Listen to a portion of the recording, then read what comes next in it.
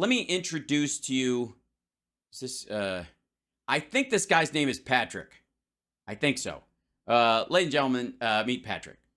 Patrick has a show. If you think I'm big on my logo, and I am, aren't these nice? I got these little iron-ons made. They're PVC plastic, and I'm trying them out to see if they survive the wash.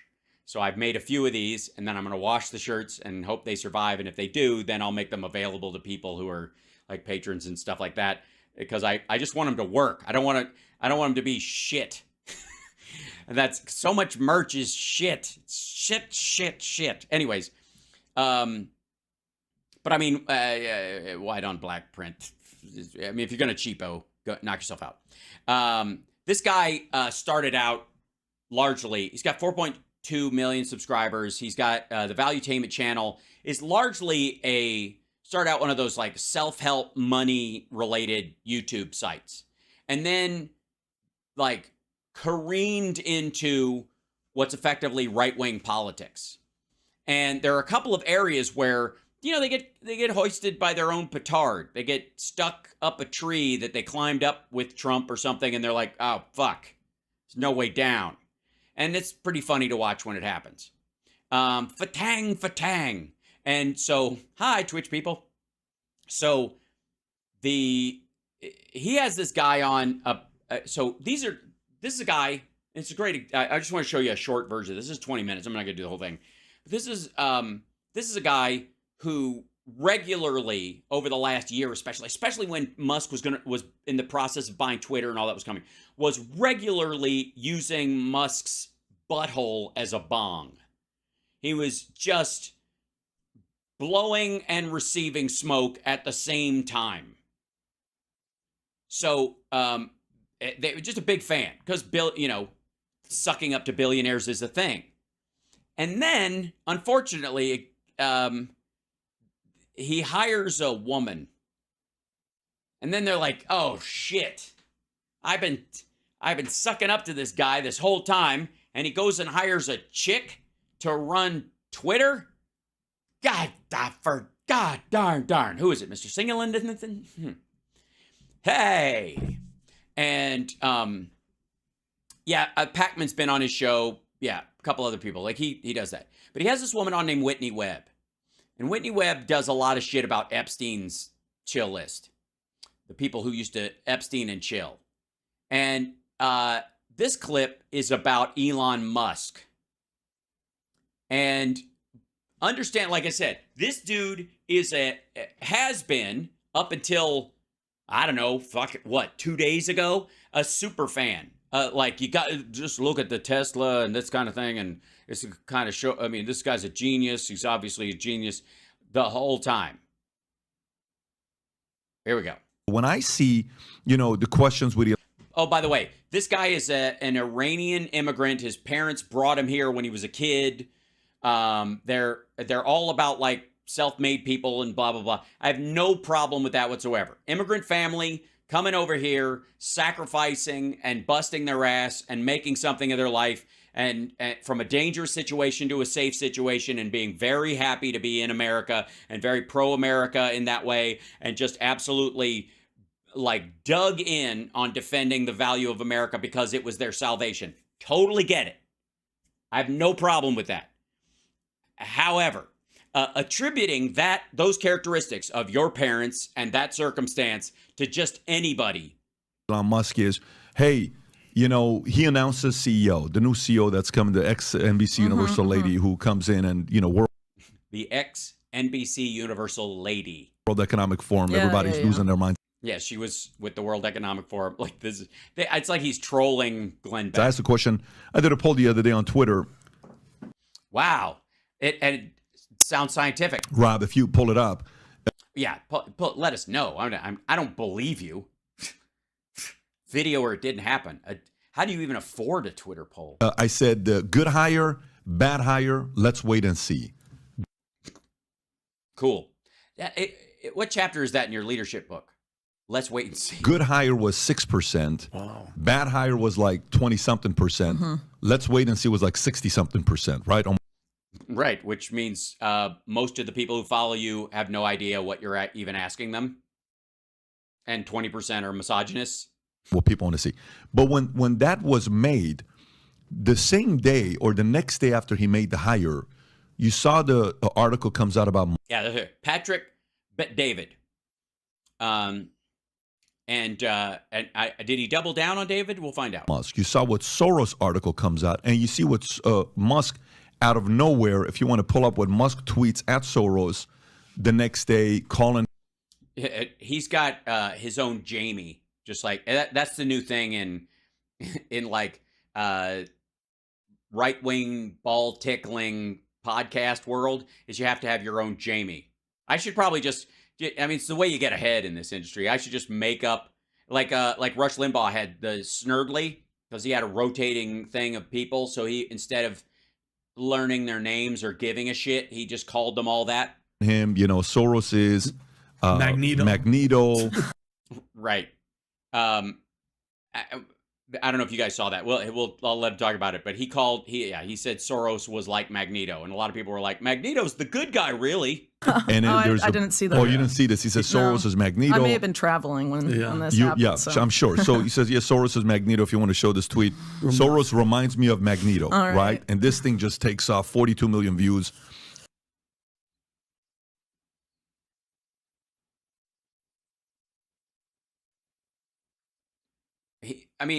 The problem is Elon Musk gets so high so often, he could have just been talking about craggly-faced old man, old Magneto. On this tweet, so everybody's responding. I can't believe you said this. He's trying to do this. The reality is Magneto was also a guy that dealt with the Holocaust, and the story is a survivor of it, and that's kind of what he's going through. So it's really a cause behind it. Anyways, so my concern becomes when... Yeah. First of all, he hires this chick, and then... he defends Super Jew all out of nowhere by calling him something macho, even though he's a villain. He doesn't understand that we like villains on this side. And somebody that's been, here's what I'm for this, I'm for that, I'm for this, we got to get off of advertisers. We got to be doing all subscription. All of a sudden, you bring in an advertising agency, a veteran in the marketplace to go and get advertisers. And she's a BlackRock, edifying Larry Fink, edifying fake news is not real. Yeah. Did something happen? Did something happen? Or maybe, Patrick Bet-David, maybe you're a sucker.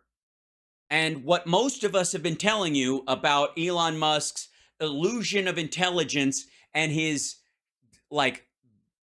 blah, blah, bullshit capitalism that he espouses and then doesn't espouse, and then is just the fact that he is socially incapable of connecting with other people and is power hungry.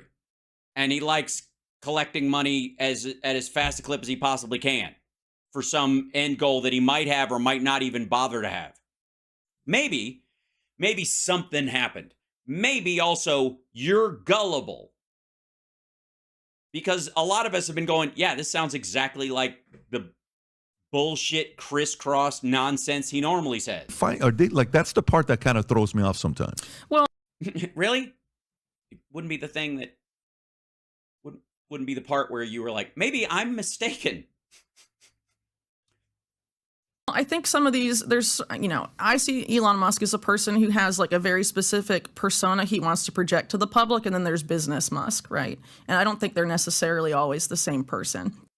Patrick should understand that because he buys Fiji water and sticks his own sticker on it for guests. Like an asshole. You don't have valuetainment water, fucko. We can see the Fiji water label behind it. Just stop. Just give your people some water. Just put the logo on the locker behind her. Also, why are there lockers? Why are your guests in a bus station? So, for example, Elon Musk, a lot of people maybe forget, he's a big military contractor. And also, the Space Force, that's also an intelligence agency. So he's technically a military and intelligence contractor.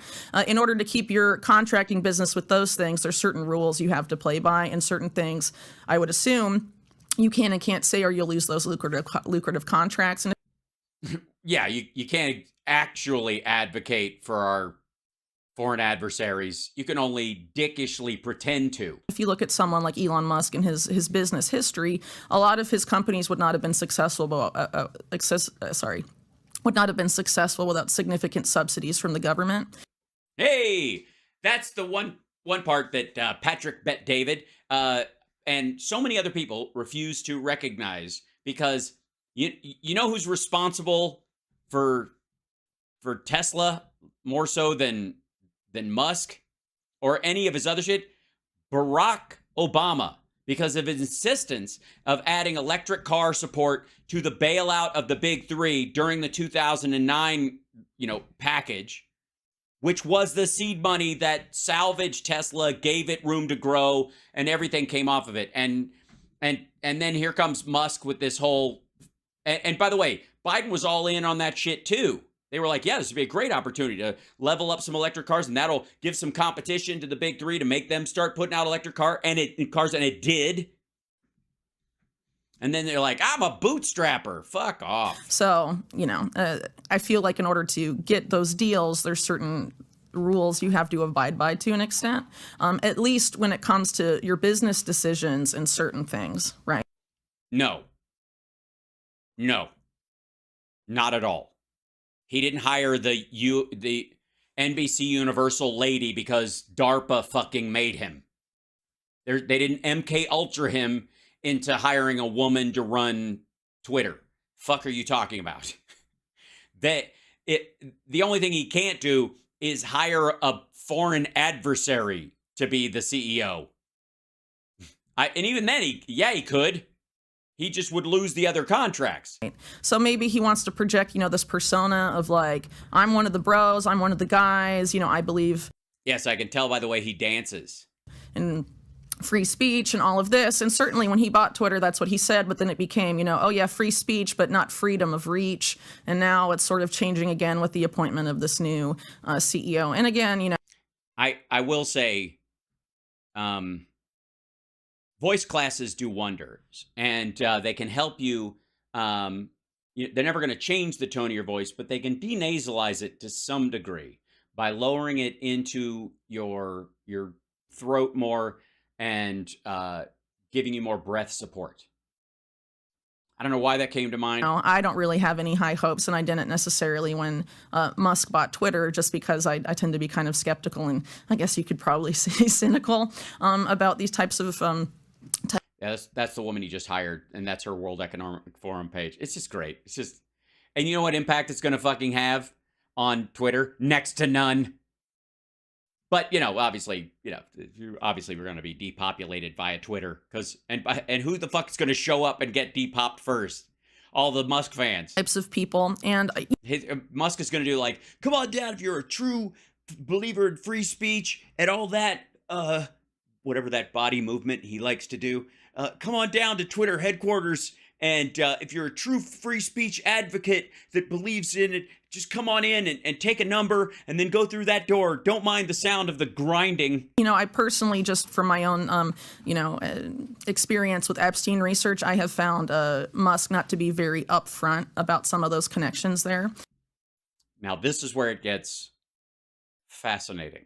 That's her deal, by the way. That's her main thing is focusing on getting to the bottom of Epstein's connection. So, for example, he'll be like, a lot of people like to bring up the picture of him and Ghislaine Maxwell from 2014. He'll say he was photobombed and all of this, but he won't bring up the fact, well, at least reporters seem to have forgotten that Kimball Musk, his brother, who's on the board of Tesla and SpaceX, was introduced to a member of Epstein's entourage who had dated Epstein and lived at the apartments on 301 66th Street East, where all these traffic girls lived. A girl from there starts dating Kimball Musk, and somehow Epstein is allegedly granted access to SpaceX facilities and tours, and then is allegedly advising Tesla, according to the New York Times reporter James Stewart.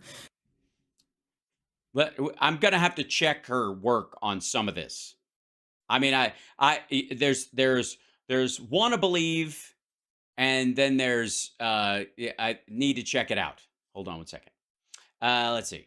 New York Times. Um, Epstein, SpaceX. That should probably do it. Musk. Yeah, that'll work. Let's see. New York Times. This Epstein interview. This is futurism. Hold on one second. I'll show you a couple of these. What she's talking about. So is this that person? Yeah, James Stewart. Okay, this is. Oh, I'm a big fan. Oh, I'm a fan. Oh wow, Zuzu's pedals. It's a terrible Jimmy Stewart. Okay, here we go. Whoop, here we go. The day Jeffrey Epstein told me he had dirt on powerful people. Was it a warning, or was he offering you a job? Or okay, that's, by the way, the home on 71st Street that cost him $1 that's worth $70 million. Mm-hmm. Almost exactly a year ago, this is 2019, on August 16, 2018, I visited Jeffrey Epstein at his cavernous Manhattan mansion. The overriding impression I took away from our roughly 90-minute conversation was that Mr. Epstein knew an astonishing number of rich, famous, and powerful people and had photos to prove it. He also claimed to know a great deal about these people, some of it potentially damaging or embarrassing, including details about their supposed sexual proclivities and recreational drug use. Only one of which, in this day and age, would really be concerning. Some of my first thoughts on hearing Mr. Epstein's suicide was that many prominent men and at least a few women must be breathing sighs of relief, or whatever, that whatever Mr. Epstein knew, he has taken with him. I doubt it. There's a trove of something. He made no secret of Epstein before. Let's see. Oh, here you go. I've never met Epstein before. I had contact with him because my colleagues and I had heard a rumor that he was advising Tesla's embattled chief executive, Elon Musk, who was in trouble after announcing on Twitter that he had lined up the funding to take Tesla private. The Securities Exchange Commission began investigation into Mr. Musk's remarks, which moved markets but didn't appear to have much basis in fact. There were calls for Mr. Musk to relinquish his position. Remember all that shit? This is all during that. I'd hear that Mr. Epstein was compiling a list of candidates at Mr. Musk's behest, and that Mr. Epstein had an email from Mr. Musk authorizing the search for a new chairman. Is that why? Maybe that's why David and those folks are upset, because he picked somebody that wasn't on the Epstein list. Let's see. Musk and Tesla vehemently deny this. It is incorrect to say that Epstein ever advised Elon on anything. Okay. That's a dodge. When I contacted Mr. Epstein, yeah, he didn't ever advise Elon anything. He was technically an advisor to SpaceX. Mr. Musk was the one who heard his advice for SpaceX and for Tesla and Twitter. He wasn't advising Mr. Elon Musk. He was advising the company, and Mr. Musk was in earshot. The only person in earshot, and he was alone, but we allege they're alone. We're not saying for sure they were alone, but they were the only people who spoke English in the room. Let's just say that. Okay. When I contacted Mr. Epstein, he readily agreed to an interview. The caveat was that the conversation would be on background, which meant I could use the information as long as I didn't attribute it directly to him. I consider that condition to have lapsed with his death. He insisted that I meet him at his house, which I'd seen referred to as the largest single-family home in Manhattan. This seems plausible. I initially walked past the building on 71st Street because it looked more like an embassy or museum than a private home. Next to imposing double doors was a polished brass plaque with the initials J.E. and a bell. After I rang, the door was opened by a young woman, her blonde hair pulled back in a chignon, who greeted me with what sounded like an Eastern European accent. How young are we talking? We're just going to leave that. All right. I can't say how old she was, but my guess was late teens or perhaps 20. Fucking hell. Given Mr. Epstein's past, it struck me as far too close to the line. Why would Epstein want a reporter's first impression to be that of a young woman opening his door? The woman led me up to a monumental staircase to a room on the second floor. They blah, blah, blah, lighting dim. Before we left the room, he took a wall covered with framed photo. Hell, it took me to a wall covered with framed photographs. It's like he's visiting the Big Lebowski. He pointed to a these are the Epstein children, children of promise, but without the necessary means to a please don't touch that. Behind him was a table covered with more photographs. I noticed one of Epstein with Bill Clinton, another with him with Woody Allen, displaying photos of celebrities who had been caught up in sex scandals of their own, which struck me as odd. Epstein avoided specifics about his work for Tesla. He told me that he had good reason to be cryptic. Once it became public that he was advising the company, he'd have to stop doing so because he was, quote, radioactive. He predicted that everyone at Tesla would deny talking to him or being his friend. Good guess. He said this was something he'd become used to, even though it didn't stop people from visiting him, like Noam Chomsky apparently, coming to his dinner parties, like Hannibal Lecter, or asking him for money.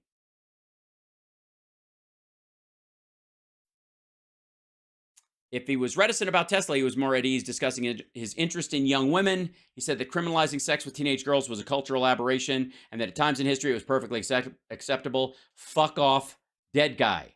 Okay, here's the other one. Let's hold on. Let's scroll this down. Continue with that sport. Jeffrey Epstein claimed he was helping Musk find a new chairman for Tesla. This is related to that same article. And then here's the Tesla talk. In August, met with sex trafficker Jeffrey Epstein, agreeing he wouldn't reveal Musk's mess. 9 days before Stewart met with Epstein, Musk tweeted that he'd secured funding to take Tesla private. Promptly secured his exchange committee. Okay, blah blah. He helped him, and they denied it. Okay. So that's what we're talking about here, folks. That's the whole deal of it. Hold on 1 second. Where is this? You get in here.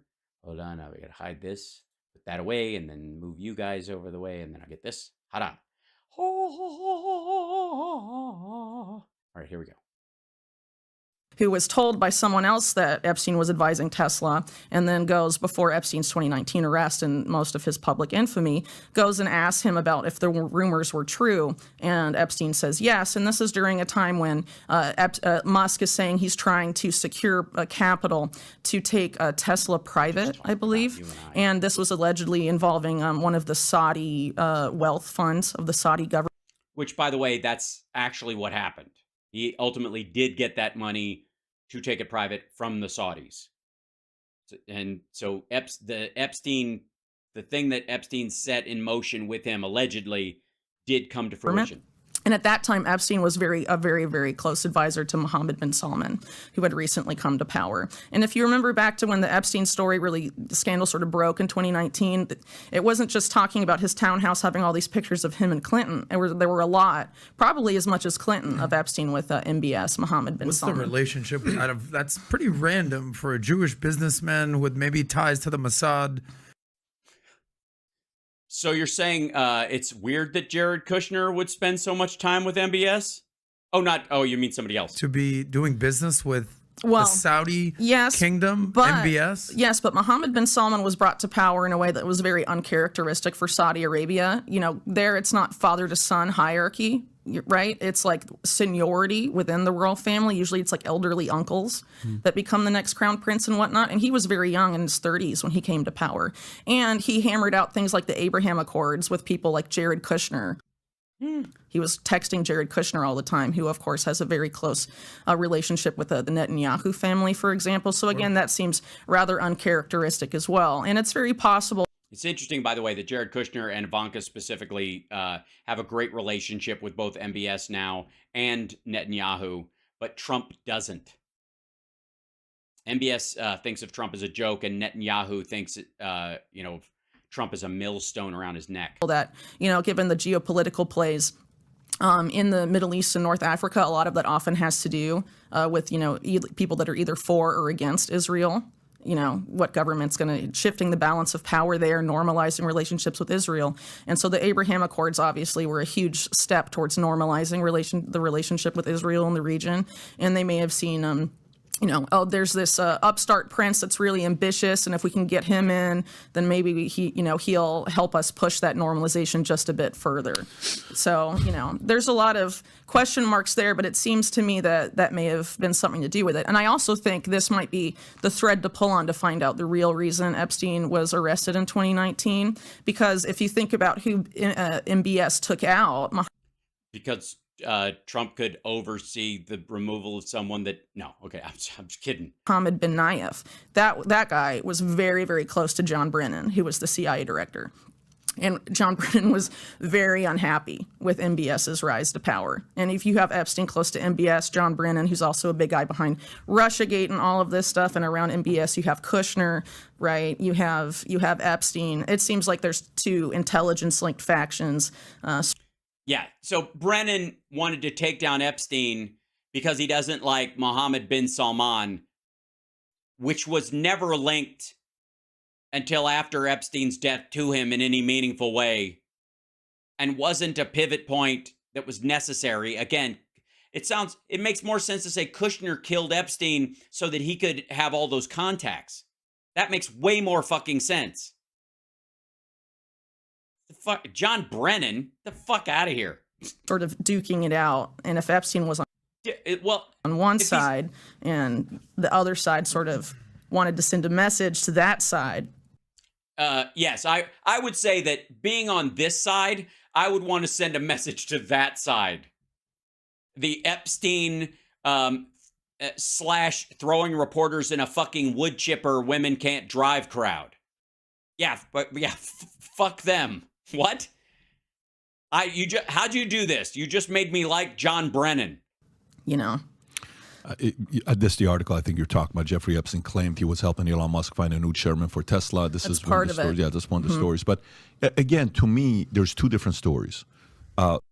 There's the one that I want to believe, and then there's the one I can't believe. The one is, I did business with this guy. And Kimball, right now, I think he's got a vertical farming company. No, He's yeah. doing a whole different thing. This is before. This is before that, yeah. So two different things. So one, for example, I'll give you a crazy story. So I first come to Florida, okay?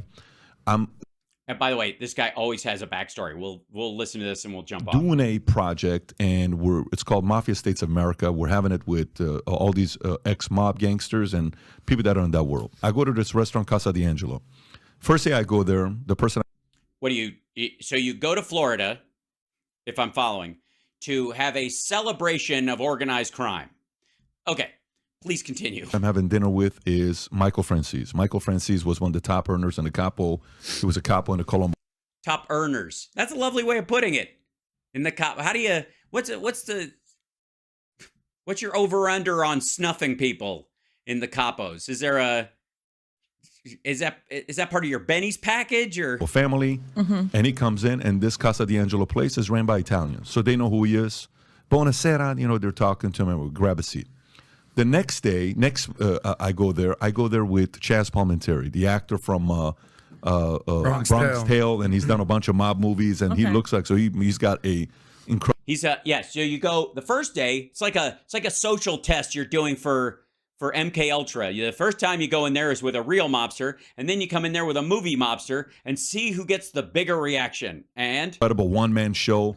So he comes with me next time. So, buonasera. Okay, great. The third time I go eat at this Italian restaurant, I bring Sammy the Bulgarano, okay?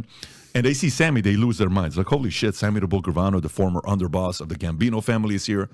We're sitting in the same table. By the fourth time, they thought I was an Italian gangster, okay? Yeah, they would. I don't know where they would get that idea. But I get where he's going with this, which is fascinating. But guilt by association. And do you think his argument is going to be, but I'm not a gangster, and so Epstein's probably a good guy, or Musk is probably a sweetheart. He's just hanging. I mean, sure, there's pictures of him with Ghislaine Maxwell, and sure, he hung out with Epstein, and sure, he's done business with people who did business with Epstein. But, it's like me going to a restaurant 4 times. I'm still Iranian. And I said, no, I'm from the Middle East. I am not. I'm just interviewing these guys because I have a relationship and I'm interested in that world. So Yeah, I'm trying to see if they've got any hidden money anywhere that they would like to launder. And doing a documentary, a show on this.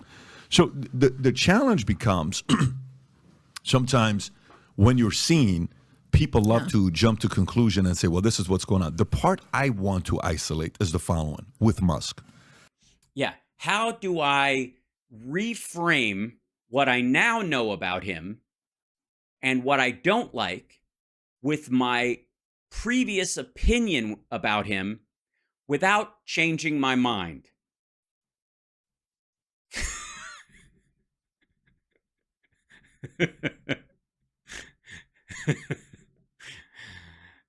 It's fun watching people. Here's how it works. Hey, we might have to say fuck that guy. Anyways, that'd be terrible if you hung out with people like that. I hope not. Doesn't you can still like somebody's what you thought about somebody's business acumen or their intelligence if they get busted. Like some people can like some of Chomsky's theories. That has nothing even to do with fucking Chomsky at a certain point. That's you going, that statement resonates with my values. Doesn't mean the guy does. I don't know how to break it to you guys. And this is going to come as a shock. But some, if not all, of the greatest love ballads you have ever heard were written by single people who are fucking around or married people who were fucking around and are now divorced. I just want you to know that there's a lot of "I'll be there for you" kind of songs out there, and the person that wrote them was a cheating bastard. Now, that does not mean that when you sang it on your wedding day or you sing it at karaoke because you love the person that you're with, that you're a liar. Or that you're full of shit. You understand what I'm saying? You don't have to deify the person. You go, I like their work, but I can separate the work and the person. Unless the work and the person are so ideologically inseparable that, it overlaps too harshly. I suppose there's an area where that's true. But that doesn't mean you were bad because before you knew they were a fucking creep. It's like saying everybody that went to BTK's fucking church is a fake Christian monster because they didn't know one of their deacons was a serial killer. And they thought he was a nice guy with a very well-trimmed mustache. I think what Musk is doing, 100% there's the argument of what he's taking from public, government funding, SpaceX, all this other stuff, even Tesla. By the way, when people say SpaceX, oftentimes they run it together and it sounds like space sex, which I'm fine with. Never mind. He has to answer to that. And that's part of, capitalism where you're getting money, all this stuff. That's a difference. It's part of capitalism where you're getting money. When you get government funds. Yeah, it's not part of capitalism, by the way, to pretend you're not getting government funds. You can be proud of what you do with those government funds and then you build on top of them, but pretending you never got them is not a matter of capitalism. It's a fucking gaping hole in your character. Story. The part that I want to isolate is him being linked to what Epstein did with the curls. There is nothing there. There we go. What do you think you're going to see? The guy's dead. There's nothing there, by the way, that links Clinton to the girls. Not directly. Right? Do you think that ever stopped this motherfucker from saying Epstein and Clinton were thick as thieves in this shit? Get out of here. You don't have a double standard just because you like the fucking guy. With Musk. No, not that I've seen with the girls, right. But there are significant business ties. And what I just mentioned is part of that. Another part I cover in. Yeah, he didn't actually have sex with, or more to the point, sexually assault, because you can't have sex with someone who's being trafficked. You can have sex with a prostitute, an adult woman who chooses that field and is a sex worker. As long as she's making that decision on her own, who am I to say? I'm not here to yuck anybody's yum. But if somebody's trafficked and they can't get out, and you know this, especially if they're underage or whatever, that's sexual assault, regardless of age. Even if birthday was yesterday, but he's still holding on to her passport. See what I mean? My book, it's related to these brothers that worked for Epstein and his brother Mark Epstein at OSA Properties, which has been tied to the sex trafficking operation, those apartments I mentioned earlier, owned by OSA Properties. So one of these two brothers, Jonathan Barrett, that worked directly for Epstein and then worked for Mark Epstein at OSA Properties, works for this company called Luminous. And Luminous is an affiliate or related to LS Power. LS Power is a major supplier to Epstein. And a lot of these directors for Luminous, for example, are the same people that were directors for the special investment vehicle that Epstein had with Bear Stearns called Liquid Funding, and also in investment vehicles and companies tied to Glencore, which is Mark Rich, who's a well-known affiliate of pretty much openly referred to as a Mossad asset and stuff like that. He was a commodities trader, a fugitive from the U.S. for a long time because of helping Israel avoid the oil embargo of Arab nations. But for example, he was pardoned by Clinton really controversially. Allegedly, this was due to a lot of pressure put on Clinton by Ehud Barak at the time, and things like that. So anyway, who also hung out with Epstein. You have sort of, I think they talked about that earlier. those shared connections and the Kimball Musk thing. And then you have a woman. Patrick's not doing well with this conversation. He was hoping it would be a cut and dry end of the conversation. There's nothing tying them together. No, he didn't. We don't have video of him fucking the girls, but he may have paid for it. Shit. Anyways, that's enough of that stuff because it gets really dark and gross and stupid. But I love people who have dug this fucking hole